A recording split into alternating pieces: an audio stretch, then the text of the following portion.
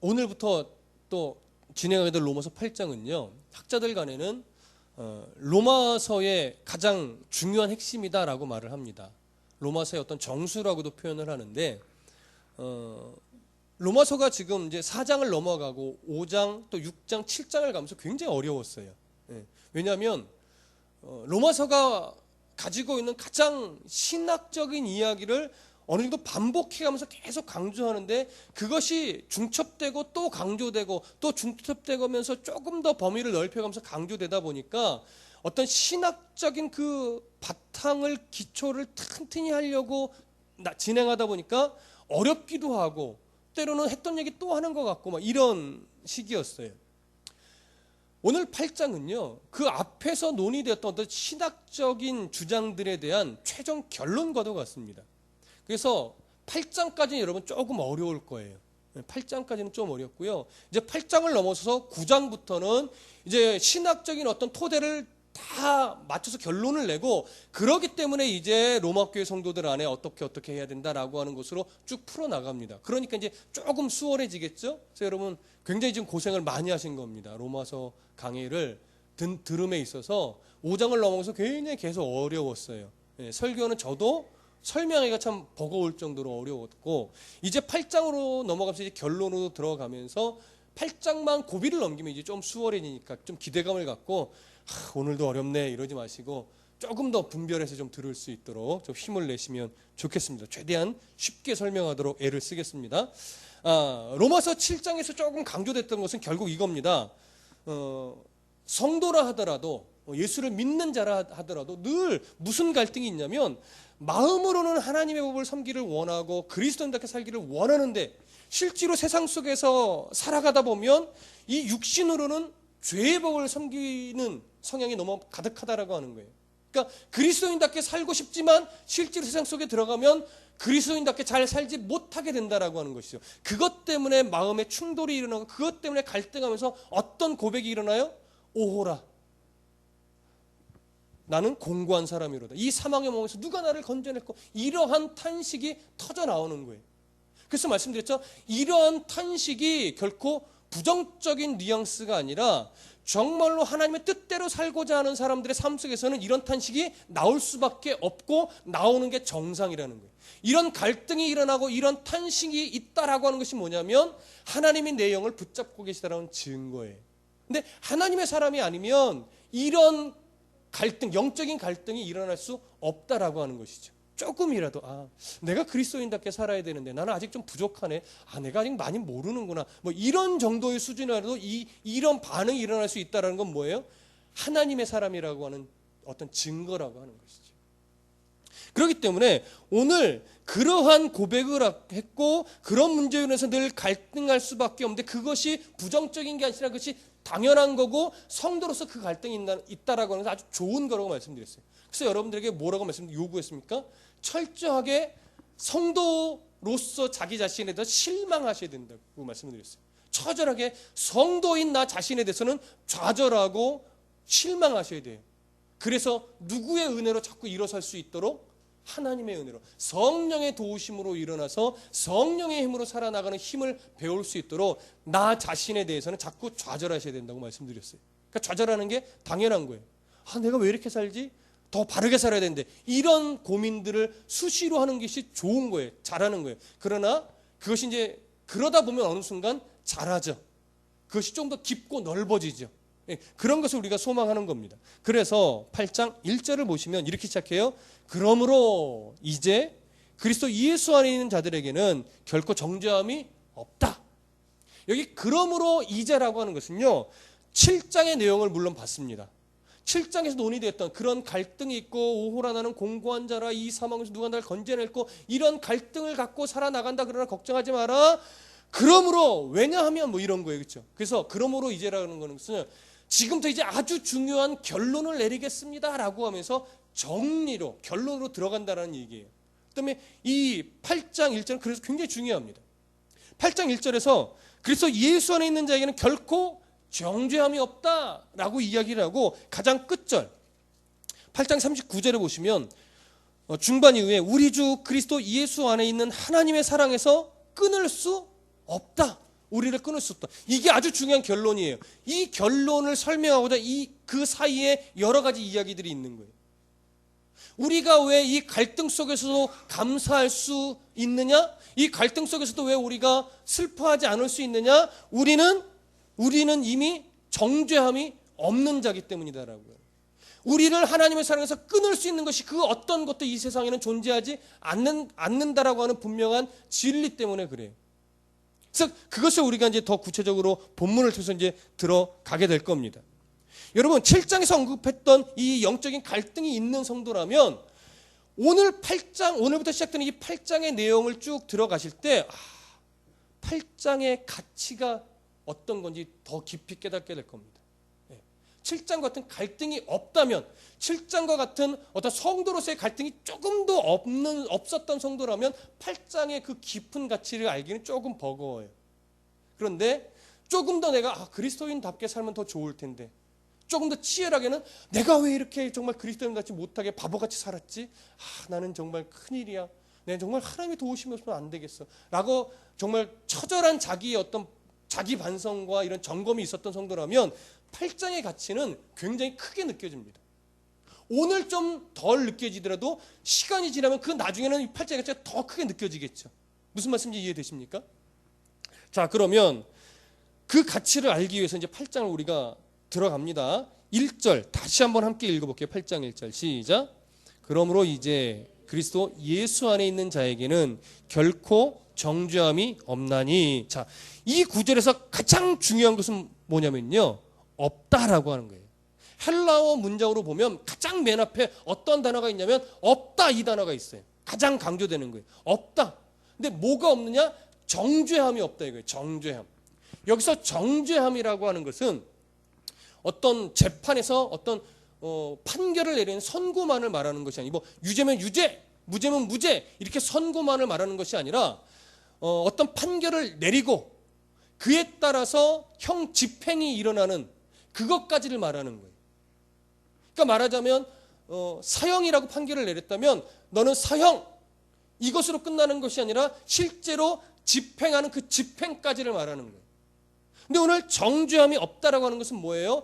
사형, 그러니까 어떤 선고를 내게 내리는 그 선고의 기초도 사라졌고 그로 인해서 형벌, 죽음이라고 하는 사막이라는 형벌 자체도 우리에게는 이제 들이댈 수 없을 만큼 그 모든 근거가 싹 없어졌다라고 하는 거죠. 그런데 그 근거를 뭐라고 말하냐면 결코 이러한 정죄함이 없는 근거, 없을 수밖에 없는 이유가 뭐예요? 우리의 노력, 우리의 열심, 우리의 헌신 그게 아니라 그리스도 예수 안에 있는 자라고 하는 하나의 조건밖에 없다라고 하는 거죠. 예. 열심을 내야만 이럴 수 있다 이것도 아니고 헌금을 많이 하면 이럴 수 있다라고 하는 것도 아니고 전도하면 순교하면 선교하면 이러한 조건이 아니라 그리스도 예수 안에 있는 자는 그리스도 예수 안에 있기만 하면 결국 그리스도 예수 안에 있다라는 건 뭡니까? 예수 그리스도를 인정하면 예수 그리스도의 이름으로 세례를 받은 자는 내가 예수 그리스도를 나의 주인으로 섬기겠다고 입술로 시인한 자는 그래서 예수를 사랑함으로 예수를 믿음으로 예배하고 있는 자는 뭐 그런 얘기잖아요. 그렇죠? 어려울 건 없어요. 내가 예수를 믿기로 작정한 자라면 그 은혜 안에 있는 자라면 이런 정죄함이 없는 결과를 누리게 된다라고 하는 거예요. 자, 그래서 그러면 정죄함이 없다라고 하는 그 이유를 더 정확하게 이제 밝혀나가요. 2절을 보시면 다 같이 읽어볼게요. 2절 시작. 이는 그리스도 예수 안에 있는 생명의 성령의 법이 죄와 사망의 법에서 너를 해방하였음이라. 이 2절 맨 앞에 헬라어로 보면 가르라고 하는 왜냐하면이라는 말이 있어요. 번역을 여기서 성경에 한글 성경에서 안 해놨는데 결코 정죄함이 없다 예수 안에 있는 자는 왜냐하면 어떤 일이 일어났는지를 얘기해 주는 거예요. 이는 그리스도 예수 안에 있는 생명의 성령의 법이 죄와 사망의 법에서 너를 해방하였기 때문이다 이 얘기예요. 자, 먼저 이 구절을 조금 정확하게 이해하려면 뭐가 필요하냐면 법이라는 말의 의미가 뭐냐를 좀 아셔야 돼요. 여기서 말하는 법은 율법이라는 말이 아닙니다. 원문의 의미로 보면요, 원리 또는 원칙 또는 권세 이런 의미가 있어요. 그래서 원리로 보셔도 되고 원칙으로 보셔도 되는데 저는 이 문장 안에서 권세로 보는 것이 더 적당하다고 보여집니다. 그러니까 보세요. 성령은 생명의 근원이시죠. 성령 하나님은. 또 성령 하나님은 친히 우리에게 생명을 주시는 분이에요. 근데 누구를 통해서? 예수 그리스도께서 십자가의 죽으심으로 말미암아 죄와 사망 권세를 이기고 승리하신 그 승리를 뭐로 해서요? 근거로 해서. 근거로 해서 생명의 근원 되신 성령 하나님께서 예수 그리스도 안에 있는 자들에게 뭘 줘요? 오늘 2절에 나왔잖아요. 승리를 주는 거예요. 해방시켜주는 거예요. 그러니까 이 해방시켜줬다라고 하는 것은 뭐에 대해서 해방이에요? 죄와 사망의 권세에서 해방이에요. 죄로 인해서 우리가 사망의 결과를 초래하잖아요. 이 사망은 그냥 단순한 육적 죽음이 아니라 하나님과의 영원한 단절을 이루는 사망이죠. 무슨 말씀이 이해되십니까? 우리에게 사망은요, 단순하게 지옥불에 죽지 않는 그 타는 그 지옥불에서 고통받는다 이런 차원보다 더 큰 거예요. 하나님과의 영원한 단절이에요. 더 이상 기회가 없는 단절이라고요. 그게 가장 큰 지옥이에요, 사실은. 그렇기 때문에 우리는 아담의 범죄로 인해서 죄의 권세 아래 놓여서 영원한 사망의 노인자인데 그 신분이. 그런데 우리가 예수 그리스도의 승리를 힘입어, 보혈의 승리를 힘입어 그 안에 있으면 생명의 근원 되신 성령 하나님의 그 권세가 우리를 죄의 권세 아래 올무 잡혀있던 우리를 옮겨서 어디 권세 아래로 옮겨요? 생명의 권세 아래로를 딱 옮겨 놓는 거예요. 그래서 죄의 권세가 우리를 내 거라고 소유권을 주장하지 못하고 우리에게 사망이라는 것을 주지 못하는 거예요. 그래서 해방하였다라고 하는 것은 신분 자체를 바꿔놓았다 이거예요. 신분 자체를. 그래서 2절은 바로 그런 의미입니다. 예수 안에 있으면 생명의 근원 되신 성령 하나님께서 우리에게 그 권세로 말미암아 사망 권세에 놓여있던 우리를 옮겨서 생명의 권세 아래로 딱 놨기 때문에 이 신분을 절대 그 누구도 나의 어떠한 때문에도 빼앗길 수 있다 없다? 없다. 누구도 다시 원래 상태로 돌려놓을 수 없다. 하나님도 절대 그렇게 하지 않으신다. 보장된 신분이다라고 하는 거예요. 이게 얼마나 큰 가치입니까? 우리는 날마다 마음으로는 하나님의 법을 원하지만 육신으로는 실제로 그렇게 못 사는 일이 훨씬 더 허다한데 늘 기도하고 오늘 각오했지만 교회 문 밖을 나가면서 무너지는 게 우리인데 그런 연약하고 보잘것없는 우리를 하나님이 에이 너는 이제 내 새끼 아니다라고 버리지 않고 그래도 끝까지 나를 품으셔서 아들로 안타까워하시고 자녀로 긍휼히 여기시며 끝까지 포기하지 않고 우리를 하나님의 자녀답게 만들어 계신 그 사랑을 받는 존재라고 하는 거예요. 얼마나 가치 있습니까? 그렇죠? 그래서 우리가 더 힘을 내서 싸울 용기가 나는 거죠. 우리 어떤 때 하나님이 싹 버려버리신다면 맨날 벌만 주신다면 우리가 어떻게 살 수 있겠습니까? 근데 그렇지 않다 이거예요. 얼마나 이렇게 표현하면 더 좋을까요? 얼마나 끈적끈적한 사랑을 우리에게 주시는데 우리는 자꾸 그걸 잊어버리는 거죠. 그것이 바로 2절의 의미예요. 자, 조금 더 보시겠습니다. 자, 3절 함께 읽어보겠습니다. 3절 시작. 율법이 육신으로 말미암아 연약하여 할 수 없는 그것을 하나님은 아시나니 곧 죄로 말미암아 자기 아들을 죄 있는 육신의 모양으로 보내어 육신의 죄를 정하사. 자, 이제 조금 더 설명하는 건데 3절에서요. 율법이 육신으로 말미암아 연약하여 할 수 없는 그것을 하나님이 하신대요. 왜 생명의 성령의 법이 그 생명의 성령의 권세가 생명의 성령의 권세가 우리를 옮겨놨느냐, 우리의 신분을 바꿔주셨느냐? 잘 들으세요. 또 하나의 이유는 이렇게 설명할 수 있는 거예요. 율법이 우리를 죄에서 해방시킬 수 없기 때문에 그래요. 율법에게 그 능력이 없기 때문에 성령 하나님이 해주시는 거예요. 여러분 이게 무슨 말씀인지 이해되세요? 그럼 사도 바울이 이 이야기를 3절에서 강조하는 이유는 뭐예요? 아직도 수많은 유대인들이 율법의 외형만을 붙잡고 살면서 구원에 이른다고 뭐하고 있기 때문에 착각하고 있기 때문에, 또 착각을 넘어서서 기독교인들에게 자꾸 이것을 강조하기 때문에, 또 기독교로 개종한 유대인들 중에서도 예수를 믿는 건 좋다, 하지만 세례를 받아야 되고 그래도 더 확실한 구원을 받으려면 율법을 지켜야 되지 않느냐, 이러면서 약간 변질된 신학을 주장하기 때문에. 무슨 말씀이 이해되세요? 그래서 그것을 정확하게 아니라고 사도 바울이 이야기하는 거예요. 그리고 로마에 있는 성도들에게 이것을 헛갈리지 말라고 정확하게 지적을 해주는 거예요. 그래서 율법이 연약하여서 우리를 죄의 권세에서 해방시킬 수 없기 때문이다라고 하는 거예요. 사람이 약해요. 어떻게 해요?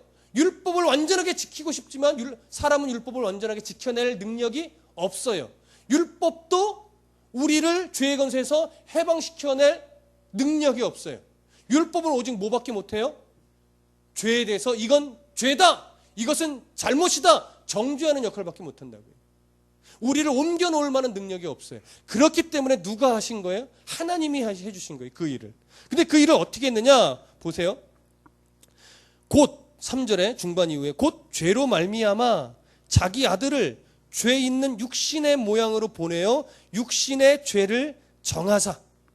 자, 이 얘기는 뭐냐면 모든 사람들에게는 모든 사람의 죄를 끌어안고 대신 죽을 만한 존재가 하나도 없기 때문에 죄 없으신 하나님의 아들 예수 그리스도를 사람의 모양으로 보내셨다. 성육신이죠. 사람의 모양으로 태어나게 하셨어요. 그 다음에 모든 사람의 죄를 누구에게 전가시켰어요? 예수님에게, 죄 없으신 예수님에게 전가시켰어요. 오고 오는 세대에, 가고 오는 세대의 모든 사람들의 죄를 예수 그리스도의 몸에 그 죄를 전가시켜 놓은 거예요.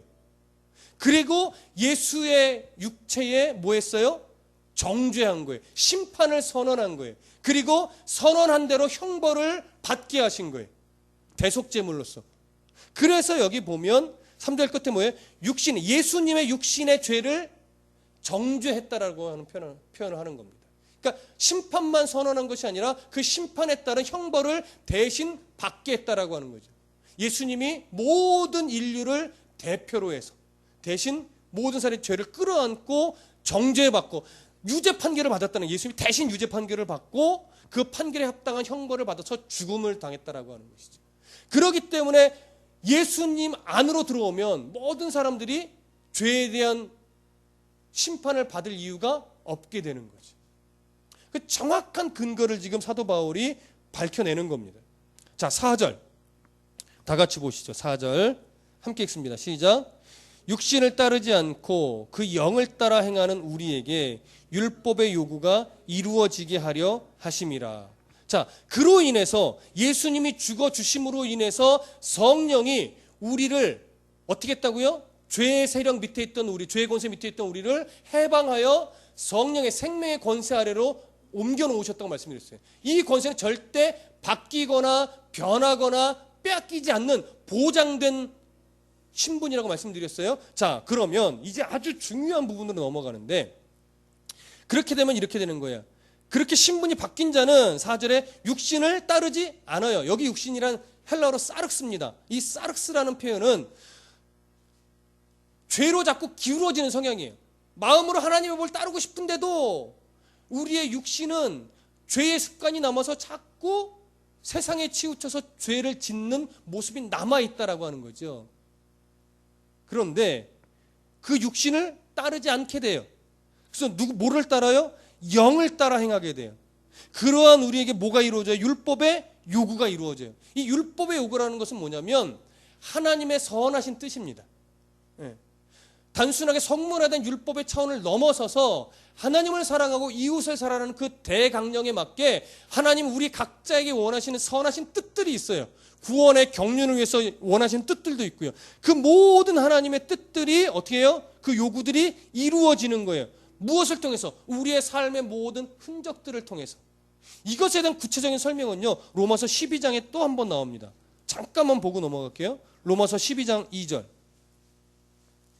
12장 1절과 2절을 읽으면 더 좋겠네요. 율법의, 여기서 4절에서 말하는 율법의 요구가 이루어진다는 것이 무슨 의미냐? 로마서 12장 1절과 2절을 함께 읽어봅니다. 시작. 그러므로 형제들아, 내가 하나님의 모든 자비하심으로 너희를 권하노니 너희 몸을 하나님이 기뻐하시는 거룩한 산제물로 드리라. 이는 너희가 드릴 영적 예배니라. 너희는 이 세대를 본받지 말고 오직 마음을 새롭게 함으로 변화를 받아 하나님의 선하시고 기뻐하시고 온전하신 뜻이 무엇인지 분별하도록 하라. 이 세대라고 하는 것은 이 세상의 가치관을 말합니다. 하나님의 뜻과 하나님의 가치관과 반대되는 세상의 가치관이에요.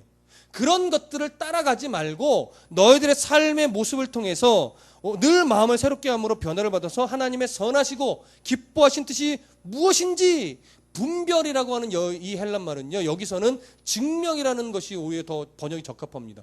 무엇인지 증명하도록 하라 이 얘기예요. 삶의 행실로, 말로, 살아가는 흔적으로 하나님의 기뻐하시고 선하신 뜻이 무엇인지 세상 속에서 너희들의 삶으로 뭐 해내라? 증명해내라. 무슨 말씀 이해되세요? 이것이 바로 오늘 8장 4절에 있는 율법의 요구가 이루어지게 하려 함이니라. 비록 연약하여 자꾸 넘어지는 흔적이 많지만 하나님이 우리를 이 세상 속에서 세상을 따라가지 않고 하나님의 가치관을 따라 살게 만들어 가시면서 그 세상 속에서 결국 성도는, 결국 교회는 하나님의 선하신 뜻이 무엇인지 세상 속에서 증명하게 될 것이라고 하는 거예요. 하나님이 작정하시는 회는 실패가 없습니다, 여러분. 우리는 그 사실을 신뢰해요. 자, 그러면 여기서 율법의 요구가 이루어지게 하려 한다라고 하는 것에는요, 그런 의미인데 여기 하나의 의미를 더 덧붙이면 하나님의 그렇게 만들고 성도를 그렇게 삶을 간섭하셔서 하나님의 선하신 뜻을 이루게 하겠다라고 하는 누구의 의지가 표명된 거예요? 하나님의 의지가 표명된 거예요. 우리를 그냥 내버려 두지 않겠다 이거예요. 절대로. 무조건 때리시는 건 아닌데 하나님이 사랑하는 자를 뭐해요? 징계해요. 사무엘하에 보면 사람의 매를 대고 인생의 채찍을 대시겠다고 그렇게 말씀하셨어요. 그리고 창세기 17장에 보면요, 아브라함에게는 하나님 13년 동안 침묵함으로 징계하신 적도 있어요. 그리고 갈라디아서 6장에 보면요, 하나님이 때로는 내버려 두심으로 징계하시는 경우도 있어요. 히브리서에서는 그렇게 말해요. 내가 사랑하는 자를 징계한다고. 내 자녀는 그냥 두지 않는다고. 그러니까 그 징계는 꼭 매를 대거나 사고를 내는 징계가 아니라 때로는 매를 대시고 때로는 채찍질을 하시고 때로는 침묵함으로 기다려주시고 때로는 마냥 내버려 두시기도 하는 거예요. 그러다가 어느 순간 하나님의 어떤 계획과 섭리 속에서 정신 차리고 돌아오게 만드는 때가 있다라고 하는 거죠. 무조건 잘못하면 매만 되고 무조건 잘못하면 채찍만 되는 그런 하나님이 아니시라고 하는 거예요. 내가 생각하는 때와 다르고 내가 생각하는 방법과 달라요. 하나님의 때, 하나님의 방법으로 하나님 우리를 만져가시는 거예요. 그런 의지가 여기에 담겨 있는 거예요. 내가 어떻게 하든 내 자녀를 만져서 세워놓는다. 하나님의 선하신 뜻을 이루어내는 사람으로 내가 만들어내고야 만다라고 하나님의 의지가 여기에 담겨 있는 거예요. 자, 그러면 이제 5절과 6절을 읽어봅니다. 5절과 6절 함께 읽습니다. 시작. 육신을 따르는 자는 육신의 일을, 영을 따르는 자는 영의 일을 생각하나니 육신의 생각은 사망이요 영의 생각은 생명과 평안이니라. 여기 보시면 이제 조금 더 이제 정확한 내용으로 이제 드러나는데 육신의 생각은 뭐라고 말씀드려요? 사망이에요. 이 사망은 좀 전에 말씀드렸죠. 단순하게 육신의 사망이다? 아니다.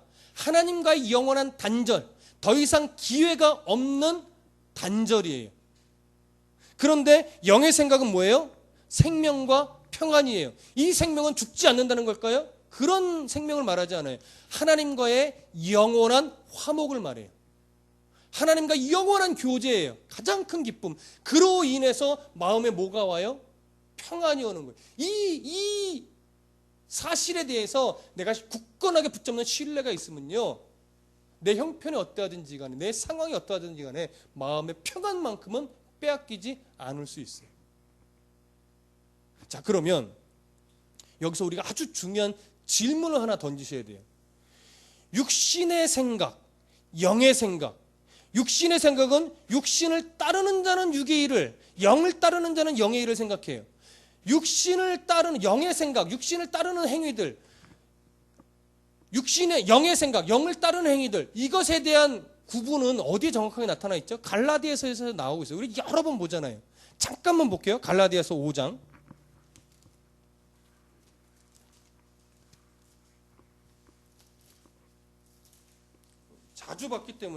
자주 봤기 때문에 여러분 기억나실 거예요. 갈라디아서 5장.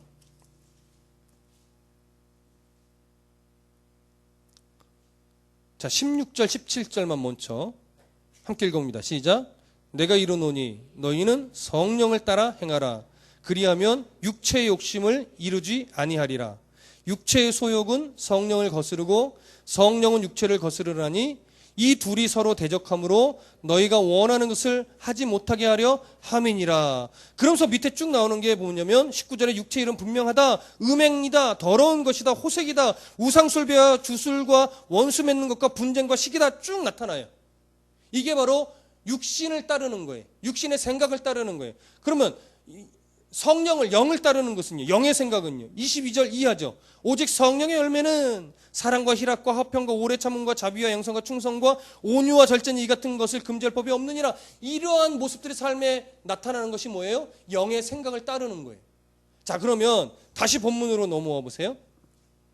다시 본문으로 넘어오면 5절에 육신을 따르는 자는 육신의 일을 생각하는 거, 영을 따르는 자는 영의 일을 생각하는데, 우리가 결과적인 흔적으로 보면 갈라디아에서 읽은 그 내용들이에요.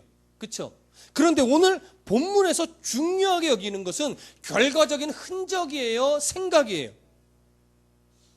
생각이에요. 여기서 강조하고 있는 것은 어떠한 생각에 사로잡히느냐예요. 어떤 생각이? 육신의 생각에 완전히 사로잡히느냐, 영의 생각에 완전히 사로잡히느냐, 이걸 얘기해요. 자, 그러면 저를 보세요. 아주 중요한 질문을 드릴 거예요. 신학자들도 여기서 좀 견해가 갈려요. 근데 저는 오늘 제가 지금 설명을 드린 이 부분을 선택을 하는 겁니다. 잘 들으세요. 그리스도 예수 안에 들어가서 십자가의 승리를 거두신 예수 그리스도의 보혈의 은혜 안에 들어가서 생명의 근원이 되신 성령의 권세로 말미암아 죄의 권세 아래 놓여있던 우리가, 사망의 권세 아래 놓여있던 우리가 신분이 옮겨져서 누구 밑으로요? 생명의 권세 밑으로, 의의 권세 밑으로 옮겨졌어요. 이것은 절대 변하지도 빼앗기지도 않는 보증된 권세라고 말씀을 드렸어요. 보증된 신분이라고. 그러면 이렇게 신분이 바뀌었다라고 하는 것은 결국 예배하는 우리들도 그런 존재라고 하는 거예요. 신분이 바뀌어진 존재. 그러면 이렇게 신분이 바뀌어진 존재는 6절에서 말하고 있는, 5절과 6절에서 말하고 있는 육신의 메인 생각과 영의 메인 생각 중에 육신의 메인 생각을 할 수 있을까요? 할 수 없을까요? 우리가 예수를 믿어 구원의 백성 된 사람은 육신의 일은 생각하지 않고 영의 생각만 하게 될까요? 육신의 생각도 해요? 그런데 그렇게 생각하면 어떤 문제가 생기냐면 6절에 보세요. 육신의 생각은 뭐래요? 사망이래요. 이 사망은 영원한 단절이고 기회가 있어요, 없어요? 없어요. 그럼 우리가 육신의 생각을 하면 다시 거꾸로 사망의 권세 밑으로 뭐 하는 거예요? 돌아가는 거잖아요. 이제 헛갈리기 시작하죠? 그리고 7절 보세요. 육신의 생각은 하나님과 뭐가 돼요? 원수가 돼요. 그럼 우리는 어떤 때는 원수 됐다가, 어떤 때는 다시 자녀로 돌아갔다가, 다시 또 쓸데없는 생각하면서 원수가 됐다가, 다시 정신 똑바로 차려서 자녀가 됐다가 막 왔다 갔다 해요? 그렇게 보기는 어렵죠. 잘 들으세요. 신분이 바뀌어진 하나님의 자녀는요, 육신의 생각을 안 합니다. 못 합니다. 그런데 이렇게 말하면 그 말은 알겠는데 그래도 늘 나쁜 생각이 들고, 아까도 말씀드렸듯이 마음은 하나님의 법을 사모하나 육신으로는 뭘 해요? 죄의 법을 섬긴다라는 이 고백을 우리는 하는데 그건 이것과 충돌되지 않습니까? 충돌되지 않습니다. 잘 들으세요. 이게 무슨 의미냐? 우리가 왜 갈등이 일어나죠? 하나님의 법을 마음으로는 섬기고 싶은데 왜 자꾸 육신의 죄의 법을 섬기는 흔적 때문에 왜 갈등을 하죠? 우리가 영에 뭐에 있기 때문에? 사로잡혀 있기 때문에.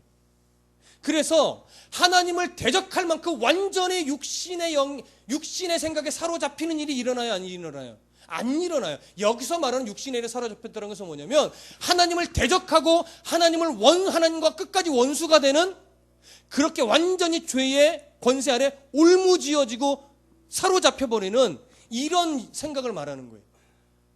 갈등이 일어나지 않는 그러한 상태를 말하는 거예요. 그러니까 보세요. 그리스도 예수 안에 하나님이 영을 살려 놓아서 예수 그리스도의 영 안으로 들어가서 성령으로 말미암아 존재가 바뀌어진 자가 아니라면 예배의 자리에 꾸준히 나올 수 있어요? 비록 아직 수준이 연약하여서 죄의 법을 섬기는 모습이 많다 할지라도, 그게 90% 이상을 차지한다 할지라도 하나님의 사람이 아니라면 예배의 자리에 꾸준히 나올 수 있냐고요. 그리고 또 예배의 자리에 나오면서 목회자의 설교에 나름대로 귀를 기울이고 인정할 것은 인정하고 인정 안 되는 것은 걸러내겠지만 그래도 인정함이라고 하는 그 조금이라도의 인정이 일어날 수 있냐고요. 성경이 바울이 증언하고 있는 것은 없다라고 하는 거예요. 그러한 갈등이나 그러한 인정이나 꾸준히 예배의 자리에 나오면서 아직까지 세상에 죄에 치우친 모습이 많다 할지라도 내가 조금 더 예배하고 내가 조금 더 하나님을 알아가야 되겠는데 라고 하는 이러한 갈등, 수준이 좀 아직은 낮다 할지라도 그런 갈등이 있다라고 하는 것은 육신의 생각에, 사망에 이르는 육신의 생각에 사로잡혀 있는 자가 아니라는 증거예요. 무슨 말씀인지 이해되세요? 이것이 우리를 기쁘게 하는 거예요, 여러분. 이것이 우리를 담대하게 하는 거예요. 이것이 우리에게 얼마나 중요한 가치인지 몰라요. 이 개념이 정확하게 잡혀 있지 않으면요, 우리는 맨날 사망한 자 됐다가 다시 천국 백성 됐다가 어느 날은 천국 백성 쭉 가는 것 같은데 어느 날은 그냥 죄의 권세를 꾹 들어갔다가 맨날 왔다리 갔다리 하는 거예요. 그러나 오늘 바울의 로마서를 8장을 근거로 해서 보면 우리는 그런 모습이 잠깐 일어나는 것뿐이지 우리는 다시 사망의 권세 아래로 내려가는 적이 있다 없다? 없다. 우리는 언제나 하나님의 성령의 권세 아래서 하나님의 자녀라는 신분을 갖고 계속 가는 거예요. 근데 자꾸 엉뚱한 습관이 튀어나올 때마다 하나님이 우리의 인생을 뭐 하는 거예요? 간섭해 주시는 거예요. 가끔은 매를 내리시기도 하고 때로는 아예 그냥 심한 채찍을 주시기도 하고 때로는 이상하다, 하나님 왜 이렇게 나를 때려주시지 않나 한없이 기다려주시기도 해요. 하나님 쟤는 왜 기다려주고 나는 맨날 때리세요? 몰라요. 그거는 그 하나님만 아시겠죠. 그 이유는. 그렇죠? 그러나 그런 갈등과 그런 생각과 때로는 그냥 수십 년 하나님을 늘 잊어버리다가 수십 년이 지나서 다시 하나님을 기억하고 돌아오는 경우도 있어요. 그럴 때 이 판단은요 10년 20년 이런 걸로 판단 내릴 수 있는 것이 아니고 한 사람의 모든 전체적인 인생을 통틀어서 봐야 되는 거예요. 그러니까 사람은 정확하게 저 사람은 아니야 라고 말할 수 있다 없다? 사람은 없다. 이건 하나님의 시각으로 우리가 바라봐야 되는 거예요. 전 인생을 통해서 섭리하는 것이기 때문에 그래요. 때로는 전 인생을 기다려만 주시기도 해요. 우리 하나님은 어떻게 간섭하실지 어떻게 섭리하실지 아무도 알 수 없어요. 그러나 분명한 사실은 한 번 하나님께서 신분을 바꿔 놓으신 자는 절대 죄된 육신의 생각에 끝까지 사로잡혀 하나님을 대적하는 것으로 결과로 매듭질 수는 없다. 매듭짓는 인생이 되지는 않는다라고 하는 거예요. 우리가 볼 때 저런 사람은 정말 지옥 가야 돼라고 우리는 말할 수 있을지 몰라도 하나님은 그 사람을 선택하여 세우신 자라면, 그 사람을 선택하여 예수를 믿게 한 사람이라면 끝끝내 하나님은 돌이켜서 하나님 나라로 데려가시지 하나님이 포기한 상태로 죽게 놔두는 일은 없다. 이겁니다. 이게 전능하신 하나님이에요. 이걸 믿지 못하고 이것을 인정하지 못하면 우리는 전능하신 하나님을 인정하지 않는 거예요. 전능하심이라고 하는 것은요 불가능이 없는 거예요. 그리고 한번 작정하면 못 이루심이 없는 거예요, 여러분. 아무리 내 성격이 지랄 같고 괴팍하고 정말 성질머리 고약해서 정말 예수 믿지 않는 사람, 예수 믿지 않을 것 같다는 사람이라 할지라도 노인이 돼서라도 꼬꾸라뜨려 하나님께 나오게 하시는 것이 하나님이에요. 저 사람은 평생 지 마음대로 살다가 죽기 직전에 예수님 믿고 천국 가서 정말 배 아파. 우리는 배 아파할 수 있어도 하나님은 끝끝내 뭐 하신 거예요? 이루시는 거예요. 그럼 우리가 배 아파할 일이 아니에요. 배 아플 수는 있지만 우리는 배 아파할 뭐가 없어요? 자격이 없어요, 여러분. 그건 하나님의 권한이에요. 무슨 말씀 이해되시죠? 오늘 본문이 그걸 말하고 있는 겁니다. 자, 7절 한번 보세요. 함께 읽어봅니다. 시작. 육신의 생각은 하나님과 원수가 되나니 이는 하나님의 법에 굴복하지 아니할 뿐 아니라 할 수도 없습니다. 육신의 생각에 사로잡힌 자는 예배할 수조차 없다 이거예요.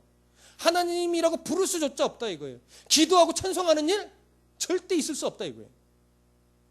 8절부터 11절까지 함께 읽습니다. 시작. 육신에 있는 자들은 하나님을 기쁘시게 할 수 없느니라. 만일 너희 속에 하나님의 영이 거하시면 너희가 육신에 있지 아니하고 영에 있나니 누구든지 그리스도의 영이 없으면 그리스도의 사람이 아니라. 또 그리스도께서 너희 안에 계시면 몸은 죄로 말미암아 죽은 것이나 영은 의로 말미암아 살아있는 것이니라. 예수를 죽은 자 가운데서 살리신 이의 영이 너희 안에 거하시면 그리스도 예수를 죽은 자 가운데서 살리신 이가 너희 안에 거하시는 이의 그의 영으로 말미암아 너희 죽을 몸도 살리시리라. 보십시오. 정확하게 이해하기 전에 9절에 하나님의 영이 거하시면, 예수를 믿으면 구원받은 백성은, 세례받은 자는 더 이상 육신에 있지 아니하고 영에 있다 이거예요. 하나님 뺏기지 않는다 이거예요. 그래서 누구든지 그리스도의 영이 없으면 그리스도의 사람이 아니라, 누구든지 그리스도의 영이 없으면 예배할 수도 찬송할 수도 하나님 앞에서 정직하려고 애씀도 절대 일어날 수 없다. 그래서 10절 또 그리스도께서 너희 안에 계시면 몸은 죄로 말미암아 죽으나, 육신은 여기서 몸은 소마예요. 사르스가 아니에요. 소마예요. 그냥 몸 자체를 말하는 거예요. 이 몸은 어쩔 수 없이 후패하고 늙어서 죽을 수밖에 없는 거예요. 그러나 영은 어떻게 돼요? 의로 말미암아, 성령의 은혜로 말미암아 살아있는 것이니라. 여기서 살아있다는 것은 뭐예요? 하나님과 영원한 관계 속에서 나중에 부활할 것을 말합니다. 정확하게 11절 예수를 죽은 자 가운데서 살리신 이의 영이 너희 안에 거하시면, 그리스도 예수를 죽은 자 가운데서 살리신 이가 너희 안에 거하시는 그의 영으로 말미암아 너희의 죽을 몸도 살리시리라. 하나님께서 예수께서 우리의 모든 죄를 끌어안고 십자가에 죽으셨고, 그것을 끝내지 않고 죄의 권세를 짓밟고 하나님께서 예수 그리스도를 뭐예요? 부활시키셨어요. 그 하나님이 예수 안에서 존재, 신분이 바뀐 우리를 죽은 채로 그냥 내버려 두시겠냐 이거예요. 우리를, 예수를 부활시켰던 것처럼 우리를 완전한 영화의 몸으로 뭐 하신다? 부활시키신다 이거예요. 이게 보증이고 약속이에요. 변할 수 없어요. 우리는 오늘도 우리의 죽을 몸도 살리시는 우리 하나님의 은혜를 오늘도 믿습니다. 그렇기 때문에 여러분, 힘을 내십시오. 하나님의 은혜가 늘 우리와 함께 하십니다. 우리의 영과 함께 하시기 때문에 우리는 오늘도 하나님의 능력으로, 하나님의 은혜로, 하나님의 도우심으로 참 복되게 살아가실 수 있습니다. 그리고 여러분, 우리는 늘 나약하고 연약하게 넘어지지만 오늘 새롭게 각오함으로 주의 은혜를 받고 주의 도우심을 구하면요, 하나님이 도우시고 조금씩 이겨내실 수 있어요. 성령 하나님의 도우심은 결코 우리의 의지를 간과하지 않습니다. 내 노력과 내 열심으로 이겨낼 수는 없지만 성령 하나님이 우리의 생각을 바꾸시고 우리를 도우실 때 우리의 의지를 뭐예요? 사용하시는 거예요. 그래서 여러분, 새로워지실 수 있습니다. 죄의 흔적들을요 많이 끊어내실 수도 있어요. 변화되지 못하는 것 아니에요.